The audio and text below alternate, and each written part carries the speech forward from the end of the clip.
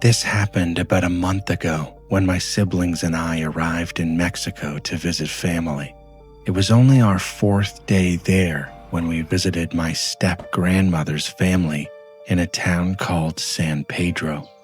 It was beautiful. There was a big park in the center of town, and my step-grandmother's family owned a tiny restaurant right across from it. I asked my grandpa if we could go buy a volleyball. He said yes, so we went out, bought one, and came back. That's when we were introduced to our step-cousin. Let's call her Rose. She was super friendly and offered to show us around. She led us to the volleyball nets in the park. The court had a big net around it so the ball couldn't go flying off, and there were other people playing behind us. We started a game and we were having fun until my little sister pointed something out. She said there was a guy walking around the court and that he had been waving at her earlier.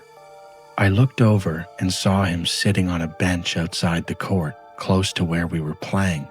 I didn't think much of it at first. There were a lot of people around, but now that I think about it, it was strange how he chose to sit so close to us when there were plenty of empty benches.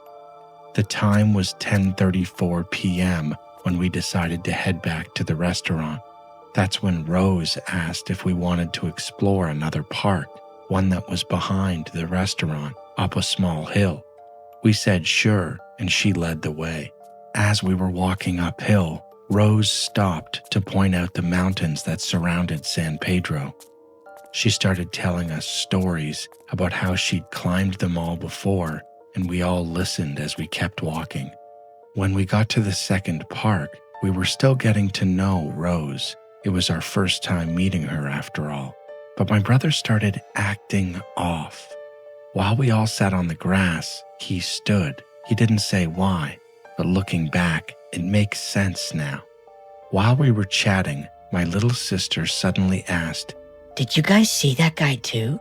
We all looked at her. "The guy from the volleyball court," she said. "He was waving at me." And then, just as she said it, he showed up. We all froze. He walked into the park and sat at the back, but slowly started making his way closer to us. Rose stood up and said, "Let's move." We were all aware of him now. We moved to the opposite end of the park where he had been sitting. Then he started heading in our direction once again.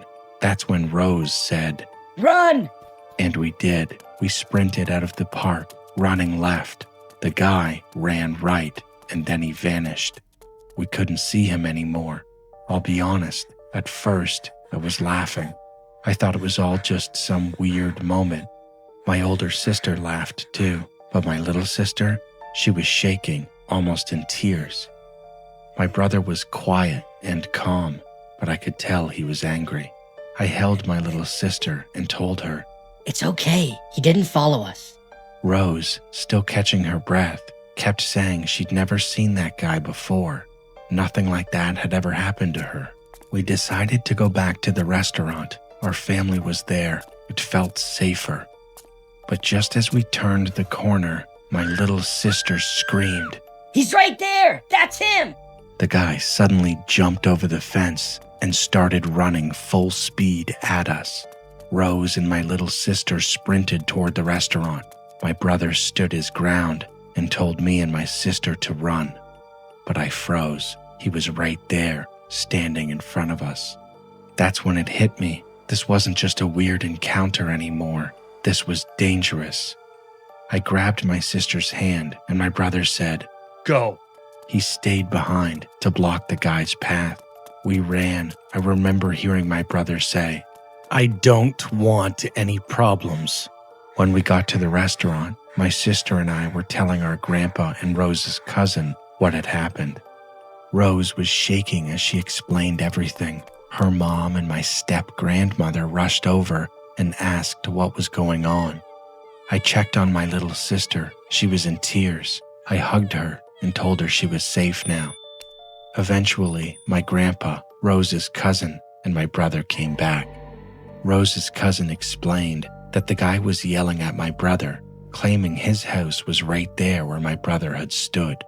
But Rose's cousin said he didn't live there. He lived further away. I asked my brother if he was okay. He said yeah, but the guy tried to pick a fight and then flipped him off. But the guy didn't leave it at that. He ran across the road, tore a branch off a tree, and screamed like a maniac, staring right at us the whole time.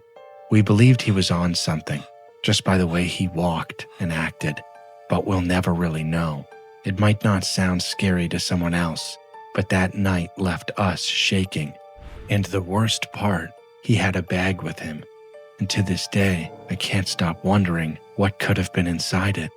We were lucky we didn't see him again, and the rest of the trip was safe, but we were always looking over our shoulder. Let this be a reminder, always be aware of your surroundings and who is watching you.